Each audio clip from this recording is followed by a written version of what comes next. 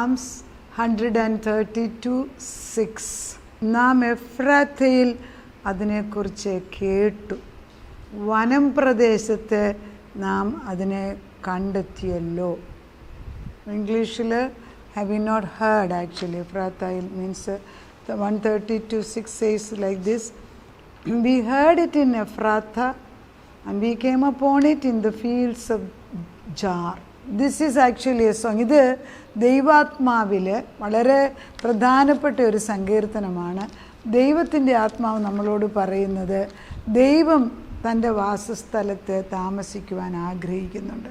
അതാണ് 132 പറയുന്നത്. യഹോവേ, അതിൻ്റെ തൊട്ട് മുമ്പിലായിട്ട് നാം അവൻ്റെ തിരുനിവാസത്തിലേക്ക് ചെന്ന് അവൻ്റെ പാദപീഠത്തിൽ നമസ്കരിക്കുക.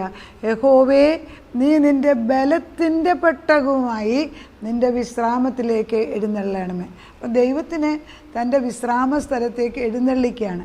132-ാം സങ്കീർത്തനം വായിക്കുകയാണെങ്കിൽ നമുക്ക് മനസ്സിലാകുന്നത് ദാവീദ് തൻ്റെ യുദ്ധമെല്ലാം കഴിഞ്ഞിട്ട് നല്ല സുഖമായിട്ട് കൊട്ടാരത്തിൽ താമസിക്കാൻ തുടങ്ങിയപ്പോൾ ദാവീദ് വിചാരിക്കുകയാണ്, ഞാനും സുഖമായിട്ട് ജീവിക്കുന്നു, എന്നാൽ എൻ്റെ ദൈവത്തിന് വാസം ചെയ്യുവാൻ ഒരു സ്ഥലമില്ല. അതിന് ദാവീദ് പറയുന്നതാണ്, ഞാൻ യഹോവയോട് സത്യം ചെയ്തു, യാക്കോബിന് വല്ലഭന് നേർന്നത് എന്തെന്നാൽ ഞാൻ യഹോവയ്ക്ക് ഒരു സ്ഥലം, യാക്കോബിൻ്റെ വല്ലഭന് ഒരു നിവാസം കണ്ടെത്തും വരെ ഞാൻ എൻ്റെ കൂടാര വീട്ടിൽ കടക്കയില്ല. ഒരു പ്രോമിസാണ്. എൻ്റെ ശയ്യമേൽ കയറി കിടക്കയില്ല, ഞാൻ എൻ്റെ കണ്ണിന് ഉറക്കവും എൻ്റെ കൺപോളയ്ക്ക് മയക്കവും കൊടുക്കയില്ല. ദൈവത്തിൻ്റെ മുൻപിൽ ദാവീദ് ഒരു ഉടമ്പടി എടുക്കുകയാണ്. ആ തീഷ്ണതയാണ്. ഇറ്റ് ഇസ് കോൾഡ് ഒരു അസൈൻമെൻ്റാണ്. ഞാനിത് ചെയ്ത് തീർക്കുന്നിടം വരെ ഞാൻ ഇനി ഉച്ചവരെ ഭക്ഷണം കഴിക്കത്തില്ല. ഞാനിത് തീർക്കുന്നിടം വരെ 7 നേരം ഞാൻ പ്രാർത്ഥിക്കും. ഞാനിത് തീർക്കുന്നിടം വരെ ആഴ്ചയിൽ ഒരാളെങ്കിലും പോയി ദൈവവചനം പറഞ്ഞു കൊടുക്കും. ഇങ്ങനെ ഓരോന്നും നമ്മൾ ദൈവത്തോടൊരു വാഗ്ദത്തമാണ്. എന്തിനാ? ദൈവം കൂട്ടുകാരനെ പോലെ ദൈവമാണെന്ന് മനസ്സിലാക്കിയിട്ട് നമ്മൾ ദൈവത്തിന് വേണ്ടി എന്തെങ്കിലും ചെയ്യാമെന്ന് വാക്ക് കൊടുക്കുന്നത് വളരെ തീക്ഷ്ണമായിട്ട് ദൈവം മാനിക്കും. കാരണം ദൈവം വാക്ക് പറഞ്ഞ വാക്ക് മാറത്തില്ല. അപ്പോൾ ദൈവത്തിൻ്റെ പെട്ടകം യെരുസലേമിലല്ല ഈ സമയങ്ങളിൽ. നമ്മൾ വേദപുസ്തകത്തിൽ സാമുവേലിൻ്റെ ബുക്കിനും രാജാക്കന്മാരുടെ ബുക്കിലുമൊക്കെ വായിക്കുമ്പോഴേ ദൈവത്തിൻ്റെ പെട്ടകം പല സ്ഥലങ്ങളിൽ കിടക്കുകയാണ്. അവർക്ക് അതായത് മരുഭൂമിയിൽ മോശയും തൻ്റെ ജനതയും കൊണ്ടു നടന്നപ്പോൾ അന്ന് ദൈവം കൊടുത്ത സമാഗമന കൂടാരം അല്ലെങ്കിൽ പെട്ടകം എന്ന് പറയുന്നത് ഇന്നിപ്പം യെരുസലേമിലില്ല. അതുകൊണ്ട് നാഥനില്ലാത്തവരായി മാറിയിരിക്കുക. അപ്പം ദാവീദ് പറയുകയാണ്, ഞാൻ ഈ പെട്ടകം ഇവിടെ കൊണ്ടുവന്ന് അതൊരു യഥാസ്ഥാനപ്പെടുത്തുന്നിടം വരെ ഞാൻ ഇനി എൻ്റെ വീട്ടിൽ കിടക്കത്തില്ല, എൻ്റെ കട്ടിലേ ഞാൻ ഉറങ്ങത്തില്ല, എൻ്റെ കണ്ണിന് ഉറക്കം കൊടുക്കത്തില്ല, എൻ്റെ കൺപോളയ്ക്ക് മയക്കം കൊടുക്കത്തില്ല. എന്നിട്ട് ഞാൻ ഇതിനിവിടെ ഈ പെട്ടകത്തെക്കുറിച്ച് എഫ്രാത്തയിൽ ഞാൻ കേട്ടു. എഫ്രാത്ത എന്ന് പറയുമ്പോൾ എഫ്രാത്ത ഈസ് ആക്ച്വലി ഇത് ancient Hebrew name for Bethlehem. ബേത്തലഹേമിൽ ഇത് അത് കൊണ്ടുവന്ന് ഇരുത്തി വരുന്നിടം വരെയും ഇതിനെക്കുറിച്ച് ഞാൻ കേട്ടു ബേത്തലഹേമിൽ. പക്ഷേ സാധനം എവിടെയില്ല, ദൈവത്തിൻ്റെ കൂടാരം അവിടെയില്ല. അതുകൊണ്ട് അത് തിരിച്ചു കൊണ്ടുവരുന്നിടം വരെ ഞാൻ ഉറങ്ങത്തില്ല, ഞാൻ എൻ്റെ കൂടാരത്തിൽ കിടക്കത്തില്ല. ഇതൊക്കെ അതിൻ്റെ അർത്ഥം പറയുന്നത് എന്തുവാ? ഒരു അസൈൻമെൻ്റ് എടുക്കുകയാണ്. ഞാനൊരു കാര്യം ചെയ്ത് തീർക്കുന്നിടം വരെ ഞാനൊരു തീരുമാനം എടുത്തിരിക്കും. അവനവൻ ചെയ്യണം. ഇത് വചനം അയക്കുമ്പം അവനവന് തീരുമാനം എടുക്കുന്നതായിട്ട് മാറണം. വേറൊരാൾ പ്രാർത്ഥിച്ച് നേടി പഠിച്ച് നമ്മൾ വരത്തില്ലേ? എല്ലാവരും ചെയ്ത് പഠിച്ചിട്ട് നമുക്കൊരിക്കലും മസിൽ വെക്കൂല. You have to learn yourself. അങ്ങനെ പലരും ആയിരിക്കണം എൻ്റെ വചനം കേൾക്കുന്നത്. You have to rise up from the position you are. ഇരിക്കുന്നിടത്തും കർത്താവിനോട് ചോദിക്കണം, അടുത്ത പടി എന്താണ്? അടുത്ത പടി എടുക്കാതെ അടുത്ത പടി എന്തെന്ന് ചോദിക്കുക പോലും ചെയ്യാതെ ഉദാസീനമായിട്ടിരിക്കുന്ന ദൈവത്തിനെ ദൈവം വെറുക്കുന്നു എന്നാണ് പറയുന്നത്. ഒരു ഉത്തേജനത്തിൻ്റെ ഒരു വചനമായിട്ട് ഇത് മാറട്ടെ. അപ്പം കർത്താവ് പറയുന്നത്, നീ എഫ്രാത്തയെക്കുറിച്ച് കേട്ടിട്ടുണ്ടോ? എഫ്രാത്ത പഴയ ബേത്ലഹേമാണ്. അത് ബേത്ലഹേം എന്ന് പറഞ്ഞാൽ അത് ഫലമുള്ളതും പ്രൊഡക്ഷൻ ധാരാളമായി സമൃദ്ധിയുള്ള ഒരു സ്ഥലമായിട്ടാണ് ദൈവം കാണുന്നത്. Bethlehem is significant in the Bible in the birth as the birth place of Jesus. യേശുക്രിസ്തു വന്ന സ്ഥലമാണ് ബേത്ലഹേം. അപ്പം ബേത്ലഹേമിനെ കുറിച്ച് ദൈവത്തിന് പണ്ടേ പ്ലാൻ ഉണ്ടായിരുന്നു.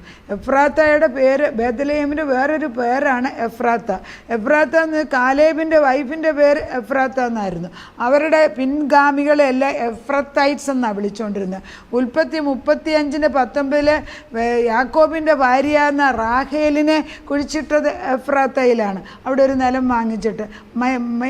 മൈക്ക 5:2 പറയുന്നു ബേത്ലഹേം തന്നെയാണ് എഫ്രാത്ത എന്ന്. റൂത്തിനകത്ത് പറയുന്നു 1:2 describes the inhabitants of Bethlehem at Ephrathites, എഫ്രാത്തയിലുള്ളതെന്നാണ് പറയുന്നത്. അപ്പം എഫ്രാത്തായ പണ്ട് തൊട്ട് ബേത്ലഹേം എന്ന് പറയുന്നത് വളരെ പ്രധാനപ്പെട്ട ഒരു സ്ഥലമാണ്. ഇവിടെ ദൈവത്തിൻ്റെ ആത്മാവിൽ ദാവീദ് ദൈവത്തോടൊരു വാഗ്ദത്തം കൊടുക്കുകയാണ്, ഞാൻ ഇനി എൻ്റെ നിവാസത്തിൽ കിടക്കണമെങ്കിൽ, എൻ്റെ ഭവനത്തിൽ എൻ്റെ കട്ടിലിൽ കിടക്കണമെങ്കിൽ നിനക്കൊരു വാസസ്ഥലം ഉണ്ടാക്കിയിട്ടേ ഉള്ളൂ. It's is cold wearing the assignment. അതായത് നമ്മൾ ഈ ഓരോ മീറ്റിങ്ങിലൊക്കെ പോകുമ്പോൾ നമ്മുടെ കഴുത്തിൽ ഒരു വലിയ ചരടും വലിയ 2 ചരട് ഇട്ടിട്ട് അതിൻ്റെ അറ്റത്തൊരു പേരും ഒക്കെ എഴുതും. പക്ഷേ അതുപോലെ നമ്മൾ എന്നാ ചെയ്യാൻ പോകുന്നത് എഴുതി നമ്മുടെ കഴുത്തിൽ ഇടണമെന്നാണ് പറയുന്നത്. എന്താണ് ഞാൻ പ്രാപിക്കാൻ പോകുന്നത്, ഈ 2025 തീരുന്നതിന് മുൻപ് അല്ലെ ഈ വർഷത്തിന് മുൻപ് എന്താണ് എനിക്ക് ലഭിക്കേണ്ടത്, അത് ഞാൻ എൻ്റെ കഴുത്തിൽ മാലയായിട്ട് ഇട്ടിട്ട് ദിനം പ്രതി ഓർപ്പിക്കുകയാണ്. എൻ്റെ പഴയ നിയമത്തിലില്ലേ ഈ പുരോഹിതന്മാർ ദൈവാലയത്തിൽ, ദൈവത്തിൻ്റെ ആലയത്തിൽ കയറുന്നതിന് മുമ്പ് 12 ഗോത്രങ്ങളുടെ പേര് എഴുതിയിട്ടിരിക്കുന്ന ബ്രസ്റ്റ് പ്ലേസ്, അതായത് ആ പതക്കം അവരുടെ നെഞ്ചത്ത് വഹിക്കുക. കാരണം അവർ ഈ ജനതയെ വഹിക്കുകയാണ്, ഈ ജനതയെ വഹിക്കുന്നവരാണ്. നമ്മൾ നമ്മുടെ കുടുംബങ്ങളെ വഹിക്കുന്നവരായി മാറണം. നമ്മുടെ ആവശ്യങ്ങൾ, അസൈൻമെൻ്റ് എന്ന് പറയുന്ന അല്ലെങ്കിൽ കാര്യം ചെയ്തെടുക്കേണ്ടത് നമ്മുടെ കഴുത്തേൽ ഒരു പെട്ടകമായിട്ട് ഒരു ചെയിനായിട്ട് ഇട്ടിട്ട് അതിലിത് എഴുതിയിരിക്കണം, ഇത് തീരുന്നിടം വരെ ഞാൻ സ്വസ്ഥത എടുക്കത്തില്ല. ദൈവം നമ്മളെക്കുറിച്ച് ഉദ്ദേശിക്കുന്ന ഒരു മെസ്സാനിക് സാംസ്, ദൈവത്തിൻ്റെ അനോയിൻറ്റഡ് ആയിട്ടുള്ള ഒരു വിശുദ്ധ സങ്കീർത്തനമായിട്ട്, ഒരു ആരോഹണ ഗീതമായിട്ടാണ് 132 എഴുതിയിരിക്കുന്നത്. It's called Bible gateway, ബൈബിളിൻ്റെ ഒരു വാതിലെന്നാണ് ഇതിന് പറയുന്നത്. ദൈവമേ നീ എഴുന്നേറ്റ് നിൻ്റെ വിശ്രാമ സ്ഥലത്ത് എൻ്റെ കൂടെ വസിക്കണേ എന്നാണ് ദാവീദ് ഇതിനകത്ത് ഉദ്ദേശിക്കുന്നത്. Arise O Lord, come unto your resting place, call to worship. അതാണ് 7-ാം അധ്യായം പറയുന്നത്, 7-ാം വാക്യം. നാം അവൻ്റെ നിവാസത്തിലേക്ക് ചെന്ന് അവൻ്റെ പാദപീഠത്തിങ്കൽ നമസ്കരിക്കാം. ദൈവത്തിനൊരു സ്ഥലമുണ്ടെന്നും ആ സ്ഥലത്തേക്ക് ചെന്നാൽ, അതായത് നമ്മൾ മനുഷ്യരായി, സത്യം പറഞ്ഞാൽ ക്രിസ്തുവിനൊരു സ്ഥലമൊന്നും ആവശ്യമില്ല. പക്ഷേ പഴയ നിയമത്തിലും പുതിയ നിയമത്തിലും സ്ഥലങ്ങൾ തിരഞ്ഞെടുത്തിട്ട് ചോസൺ പ്ലേസസ് എന്ന് പറയും. അതിലൊന്നാണ് എഫ്രാത്ത അല്ലെങ്കിൽ ബേത്ലഹേം. എഫ്രാത്തയിൽ ഇതിനെക്കുറിച്ച് കേട്ടു. ഇനി അതിന് എന്താണ് കേട്ടെന്ന് നോക്കാം. അതായത് ഈ ദാവീദിനെ ദൈവം അനുഗ്രഹിക്കുകയാണ്. അതുകൊണ്ട് ഞാൻ നിൻ്റെ ഉദരഫലത്തെ നിൻ്റെ സിംഹാസനത്തിൽ ഇരുത്തുമെന്നും നിൻ്റെ മക്കൾ എൻ്റെ നിയമത്തിലും ഞാൻ അവർക്ക് ഉപദേശിച്ച സാക്ഷ്യത്തെയും പ്രമാണിക്കുമെങ്കിൽ അവരുടെ മക്കൾ എന്നേക്കും നിൻ്റെ സിംഹാസനത്തിൽ ഇരിക്കുമെന്ന് നീ സത്യം ചെയ്തിട്ടുണ്ട്. നമ്മൾ ദൈവം എനിക്ക് തന്ന സത്യങ്ങളെ ദൈവത്തിനെ തിരിച്ചു കേൾപ്പിക്കണം. അത് നമ്മൾ ചെയ്തേ പറ്റൂ. കർത്താവിന് മറവിയൊന്നും ഇല്ല, പക്ഷെ നമ്മൾ പറയുമ്പോൾ നമ്മുടെ തീഷ്ണത കാണിക്കുന്നു. അപ്പോൾ അതിൻ്റെ ഈ 132 അവസാനത്ത് യഹോവ സിയോനെ തിരഞ്ഞെടുക്കുകയും അതിനെ തൻ്റെ വാസസ്ഥലമായി ഇച്ഛിക്കുകയും ചെയ്തു. അപ്പം ദൈവം സിയോനെ ദൈവം തിരഞ്ഞെടുത്തെടുത്താണ് ദൈവം ഇരിക്കുന്നത്. നമ്മൾ ഇന്ന് പുതിയ നിയമത്തിൽ നമ്മൾ ദൈവത്തിൻ്റെ വാസസ്ഥലമായി, we are the temple of the living God. ഒരു ബിൽഡിങ്ങും ഒരു സാഹചര്യം ഇല്ലാത്ത എത്രയോ സ്ഥലത്ത് ഇല്ലേ, നമ്മൾ വായിക്കുന്നില്ലേ, പാവം പിടിച്ച മക്കൾ ആഫ്രിക്കൻ സൈഡിൽ മരുഭൂമിയിൽ ദൈവത്തെ കണ്ടിട്ട് അവർ ദൈവത്തെ സ്തുതിക്കുന്നു. നൈജീരിയയിൽ എത്രയോ ദൈവമക്കളെ അവർ വെട്ടിക്കൊല്ലുന്നു. അവർക്കതൊന്നും ഒരു പ്രയാസമല്ല, കാരണം ദൈവത്തെ കാണുമ്പോൾ വേറൊരു ശക്തിയാണ്. അത് എന്നേക്കും എൻ്റെ വിശ്രാമമാകുന്നു. ഞാൻ അതിനെ ഇച്ഛിച്ചിരിക്കാൻ ഞാൻ അവിടെ വസിക്കും. അതിലെ ആഹാരം ഞാൻ സമൃദ്ധമായി അനുഗ്രഹിക്കും. ദൈവം എവിടെ വസിക്കുന്നുവോ അവിടെ അനുഗ്രഹമുണ്ട്.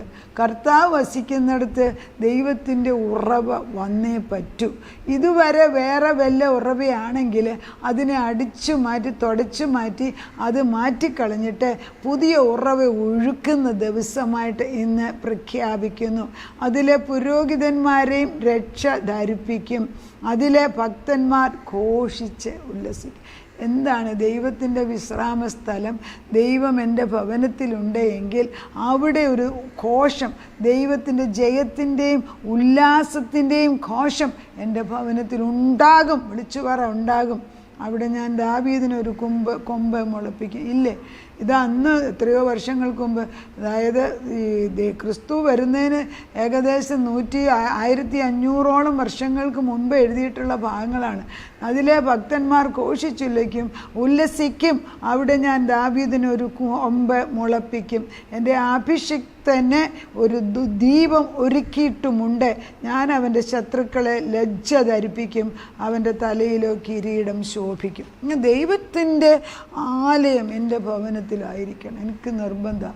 അതിന് നമ്മൾ തീഷ്ണത കാണിക്കണം. നമ്മൾ ഈ പ്രാർത്ഥിക്കുമ്പോഴൊക്കെ ഓരോരുത്തർക്ക് പ്രാർത്ഥിക്കാൻ ചെല്ലുമ്പം പ്രാർത്ഥന വചനം എല്ലാം പറഞ്ഞു കഴിയുമ്പോൾ നമ്മളെ പറയും ആരെങ്കിലും ഒന്ന് പ്രാർത്ഥിക്കും. അതിൽ നല്ല തീഷ്ണതയുള്ളൊരു ചിലർ ചാടി പ്രാർത്ഥിക്കുന്നു. മറ്റു ചിലർ പുറകോട്ട് അവർ വിചാരിക്കുന്ന മറ്റുള്ളവർ പറഞ്ഞു അത് അവരവരുടെ ജസ്റ്റിഫിക്കേഷൻ. പക്ഷേ ദൈവത്തിൻ്റെ തീ കത്തുമ്പം, തീ കത്തിയാൽ കത്തിയത് തന്നെ. തീ കത്തിക്കണം നമ്മൾ ആഗ്രഹിക്കണം. അന്നേരം മറ്റുള്ളവർക്ക് പറയേണ്ടവർക്ക് പറയാമല്ലോ, സമയമുണ്ടല്ലോ. പക്ഷെ നിൻ്റെ തീ കത്തുമ്പോൾ വേറൊരാൾക്ക് വേണ്ടി വെയിറ്റ് ചെയ്യരുത്. നമുക്ക് പ്രാപിച്ചെടുക്കേണ്ടത് നമ്മൾ എഫ്രാത്തയിനെക്കുറിച്ച് കേട്ട് എന്താണ്? ദൈവത്തിൻ്റെ പെട്ടകം എവിടെയോ കിടക്കുന്നു. അതിനെക്കുറിച്ച് ഞാൻ കേൾക്കുകയാണ്. അത് ഇരിക്കേണ്ട സ്ഥലത്തല്ല ഇരിക്കേണ്ടത്. അതുകൊണ്ടൊരു അസൈൻമെൻറ്റ് ഏറ്റെടുക്കുകയാണ്. അത് തന്നെയാണ് നമ്മളും ചെയ്യുന്നത്. ഞാനും നിങ്ങളും ഒരു അസൈൻമെൻറ്റ്. ഞാൻ ഈ ഒരു കാര്യം ചെയ്ത് തീർക്കുന്നിടം വരെ ദൈവമേ ഞാൻ ഉപവസിക്കും, ഞാൻ പ്രാർത്ഥിക്കും, ഞാൻ നിൻ്റെ സന്നിധിയിൽ 7 വട്ടം വന്ന് പ്രാർത്ഥിക്കും, അനേകർക്ക് നിൻ്റെ വചനം ഞാൻ പറഞ്ഞു കൊടുക്കും, എന്നാലാകുന്ന സഹായം. ഇതൊക്കെ ഓരോ ഉടമ്പടി. അവരവരുടെ കഴിവനുസരിച്ച് ചെയ്യാനേ ദൈവം പറയുന്നുള്ളൂ. 10 താലന്തുള്ളവനോട് 10 കൂടെ, 5 ഉള്ളവനോട് 5 ചോദിക്കും, 3 ഉള്ളവനോട് 3. അത് 1 ഉള്ളവന് 1 കൂടെ ഉണ്ടാക്കിയാൽ മതിയായിരുന്നു. പക്ഷെ നമ്മുടെ താലന്തുകൾ കുഴിച്ചിട്ടേച്ച് ദൈവത്തിൻ്റെ നിവാസം നമ്മുടെ കൂടെ അല്ല എങ്കിൽ നമ്മൾ ഭയപ്പെട്ട് ദൈവം തരുന്ന ഒന്നും അനുഭവിക്കത്തില്ല. അങ്ങനെയല്ലേ പല വിശ്വാസികളും? ദൈവം ഇഷ്ടം പോലെ തരുന്നുണ്ടെന്ന്. ഞാൻ കഴിഞ്ഞ ദിവസം ഞാൻ എൻ്റെ ഹസ്ബൻഡിനോട് പറഞ്ഞു, നമ്മൾ ഓരോ കാര്യങ്ങൾ ചെയ്യുമ്പം അതവരൊക്കെ അർഹിക്കുന്നുണ്ടോ അർഹിക്കുന്നില്ലയോ എന്നൊക്കെ നമ്മൾ ചിന്തിക്കും. അത് സത്യത്തിൽ ശരിയല്ല. അങ്ങനെ തന്നെ ഞാൻ പറഞ്ഞു. കാരണം ദൈവം വെയിലയക്കുമ്പം പാപിക്കും നല്ലവനും ഒരുപോലെ കൊടുക്കുന്നുണ്ട്. ദൈവം വെള്ളം ഒഴുക്കി തരുമ്പം ദുഷ്ടനും നല്ല മനുഷ്യനും കൊടുക്കുന്നുണ്ട്. ദൈവം അങ്ങനെ നമ്മുടെ കൂട്ട് വിധിച്ചിരുന്നെങ്കിൽ ആർക്കും വെള്ളം കിട്ടാതെ പോയേനെ. അതുകൊണ്ട് നമുക്ക് ആരെയും വിധിക്കേണ്ട. അത് തന്നെ ഞാനും പറഞ്ഞു. അതുതന്നെയാണ് ഞാനും. ദൈവത്തിൻ്റെ നിവാസം നമ്മുടെ കൂടെ ഇരിക്കണം. അവൻ എൻ്റെ ഉള്ളിലാണ് വസിക്കുന്നതെന്ന് എനിക്ക് ഓർമ്മ വരണം.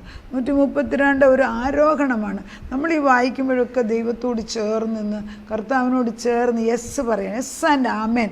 അത് ഞാൻ വിശ്വസിക്കുന്നു എന്ന് പറയുമ്പോൾ അത് നമുക്ക് സംഭവിക്കും. ദൈവത്തിൻ്റെ ആത്മാവിൽ വിശാലമായൊരു ജീവിതം, അനുഗ്രഹമായ ജീവിതം ദൈവം ദാവീദിന് കൊടുത്തത്.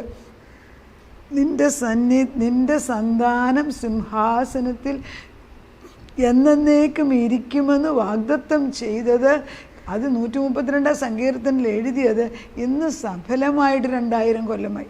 ഇന്നും നമ്മൾ ഒന്നും അറിയാത്തവരെ പോലെ അറിവില്ലാത്തവരെ പോലെ ജീവിക്കരുത്. കടന്നു പോവാം. നമ്മൾ ദൈവത്തിൻ്റെ പരിശുദ്ധാത്മാവിൽ നിറഞ്ഞു നിന്ന് കർത്താവിൻ്റെ ആത്മാവിനെ കൊണ്ട് പ്രാപിച്ചെടുക്കണം. കർത്താവ് നമ്മളെ അനുഗ്രഹിക്കട്ടെ. നമുക്ക് പ്രാർത്ഥിക്കാം. നാഥ, നിൻ്റെ തിരുനിവാസം, നിൻ്റെ വാസസ്ഥലം ഞങ്ങളുടെ കൂടെ ആയിരിക്കണം. എന്നാൽ ഈ പഴയ നിയമത്തിൽ ഇത് പറഞ്ഞ ദാവീദിനോട് നീ വാഗ്ദത്തം ചെയ്തു, നിൻ്റെ മക്കൾക്കുള്ള സിംഹാസനം ഞാൻ ഉറപ്പിച്ചു കൊടുക്കും. അന്ന് പറഞ്ഞപ്പോൾ നമ്മൾ വിചാരിച്ച് ശലോമോനായിരിക്കുന്നു. പക്ഷേ കർത്താവിൻ്റെ സമയമായപ്പോൾ ദൈവം തൻ്റെ സ്വന്തം പുത്രനെ ദാവീദ് കുലത്തിലേക്ക് തന്നെ അയച്ച്, ദാവീദ് പുത്രനായിട്ട്, മനുഷ്യപുത്രനായിട്ട് ദൈവം തൻ്റെ പുത്രനെ ഭൂമിയിൽ അയച്ചു എങ്കിൽ നമ്മൾ എത്രയോ ഭാഗ്യപദവിയിലാണ്. കർത്താവേ, ഞങ്ങളുടെ ആലയത്തിൽ, ഞങ്ങളുടെ ശരീരത്തിൽ, ഞങ്ങളുടെ ശരീരമാകുന്ന ആലയത്തിൽ അവിടുന്ന് വന്ന് വസിക്കണമേ എന്ന് പ്രാർത്ഥിക്കുന്നു. ഒരു കാരണവശാലും നിനക്ക് പകരം വേറൊരു കാര്യം അവിടെ ഇരിക്കാൻ ഒക്കത്തില്ല. വ്യക്തിയായിട്ടോ സാധനങ്ങളായിട്ടോ മനസ്സിൻ്റെ ചിന്തയായിട്ടോ പ്രയാസമായിട്ടോ ഒന്നും ദൈവം ഇരിക്കുന്നിടത്ത് ഇരിക്കാൻ ഒക്കത്തില്ല. അതിനെല്ലാം എടുത്ത് മാറ്റിക്കളഞ്ഞിട്ട് പുതിയൊരു ഹൃദയം സൃഷ്ടിച്ച് പരിശുദ്ധാത്മാവ് വസിക്കുന്ന ആലയമായിട്ട് ഞങ്ങളെയും ഞങ്ങളുടെ ഭവനത്തിലുള്ളവരെ ആക്കി തീർക്കണമേ. ഞങ്ങൾ പ്രാർത്ഥിക്കുന്നവരിലും പരിശുദ്ധാത്മാവ് ജയമെടുക്കണം. ആത്മാവിന് കൊടുക്കേണ്ടതായ പ്രാധാന്യം കൊടുത്ത് ഇരുത്തേണ്ടിയ സ്ഥലത്ത് ഇരുത്തി കഴിയുമ്പം ആരോഹണം ചെയ്ത് ദൈവത്തെ സ്തുതിക്കുമ്പോൾ വീട്ടിനകത്തേക്ക് നിൻ്റെ അനുഗ്രഹങ്ങൾ ഒഴുക്കിത്തരാം. സമൃദ്ധമായ ജീവൻ തരുമെന്ന് നീ സമൃദ്ധമായ ജീവനദി ഒഴുക്കുമ്പോൾ ശത്രുക്കൾ അത് കണ്ട് ലജ്ജിച്ചു പോകുമെന്ന് നീ വാഗ്ദത്തം ചെയ്തിരിക്കുന്നു. അതിനെ ഞങ്ങൾ പ്രാപിച്ചെടുക്കുന്നു. നന്മയും കരുണയും എൻ്റെ ആയുഷ്കാലമൊക്കെയും എന്നെ പിന്തുടരുമെന്ന് നിൻ്റെ നിവാസമുള്ളിടത്താണ് അത് ഒഴുക്കുന്നത്. നീ അത് ഒഴുക്കിത്തന്ന് അപ്പം നിൻ്റെ ആത്മാവ്, നിൻ്റെ വാസസ്ഥലം ഞങ്ങളുടെ കൂടെ, മനുഷ്യ മക്കളോടുകൂടെ അല്ലയോ നിൻ്റെ പ്രമോദമെന്ന് സദൃശ്യവാക്യത്തിൽ പറയുന്നു. നീ ഞങ്ങളുടെ കൂടെ വസിക്കുന്നതിന് നന്ദി. പ്രാർത്ഥന കേട്ട് ഇറങ്ങി വന്ന് ഞങ്ങളെ സഹായിച്ചതിന് നന്ദി. യേശു ക്രിസ്തുവിൻ്റെ പൊന്നുനാമത്തിൽ തന്നെ ആമേൻ.